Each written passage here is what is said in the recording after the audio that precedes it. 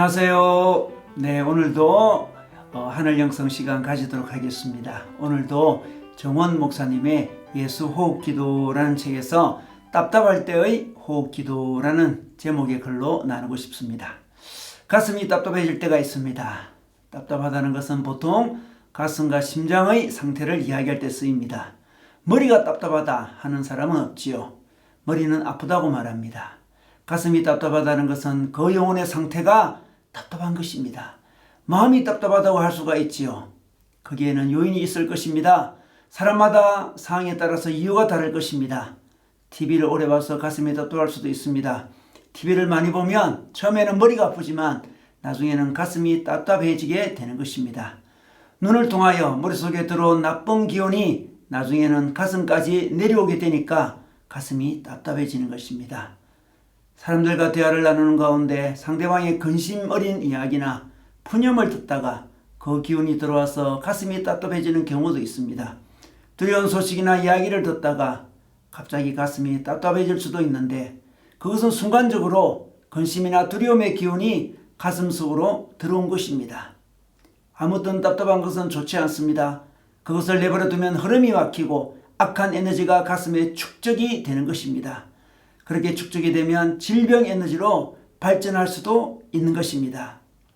흔히 우리가 심화, 즉 마음의 불이라고 말하는 가슴의 병과 비슷한 상태가 되어버리는 것입니다.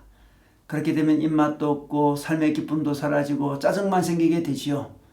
여러분, 이럴 때 호흡 기도는 단순합니다. 가슴 속에 있는 나쁜 기운을 호흡을 통하여서 배출해내는 것입니다. 먼저 크게 숨을 들이마신 후에 다시 크게 내뱉습니다. 트림이 나올 수도 있는데 그럴 때도 역시 토해내어야 합니다. 토하는 것에 집중을 하지 않고 충분히 들어 마시기만 해도 온몸에 전율이 흐르면서 속이 조금 편안해지기도 합니다. 그것은 생기가 들어오니까 속에 있는 나쁜 기운이 위축되고 소멸되는 것입니다. 가슴속에 답답한 기운을 내보내려고 씨름을 하는 것은 처음에는 어렵게 느껴질지 모르지만 조금 반복하고 있으면 점점 속이 후련해지는 것을 느끼게 됩니다. 그리고 이러한 경험이 반복되면 좋은 기운과 나쁜 기운에 대하여 예민해지게 됩니다. 그래서 외부의 나쁜 것과 접촉하는 것을 조심하게 됩니다. 또한 불평이나 짜증을 내는 것을 내지 않으려고 조심하게 됩니다. 불평이나 원망을 해도 속이 답답해지고 영적으로 막힌 느낌, 고통스러운 느낌이 일어나는 것을 느끼게 되기 때문입니다. 그러므로 부정적이고 어두운 이야기를 하는 사람을 조심하고 거리를 두게 됩니다. 왜냐하면 사람의 입술에서는 아주 악한 기운이 흘러나오며 그러한 기운은 듣는 이의 영혼을 어둡고 상하게 만들기 때문에 그렇습니다.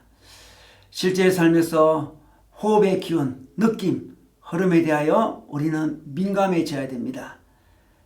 자신의 가슴을 맑은 상태로 유지하도록 힘써야 합니다. 어둠을 퍼뜨리는 사람이나 매체를 조심해야 합니다. 듣는 것을 조심하며 생각하는 것을 조심해야 합니다. 항상 껴서 근신하며 감사와 사랑의 마음으로 살아가야 됩니다. 당신의 가슴을 맑고 풍성하게 유지하는 것, 그것은 행복하고 승리하는 삶을 위한 가장 중요한 요소입니다. 여러분, 호흡 기도로 마음의 답답함을 배출하시기를 우리 주님의 이름으로 축복합니다.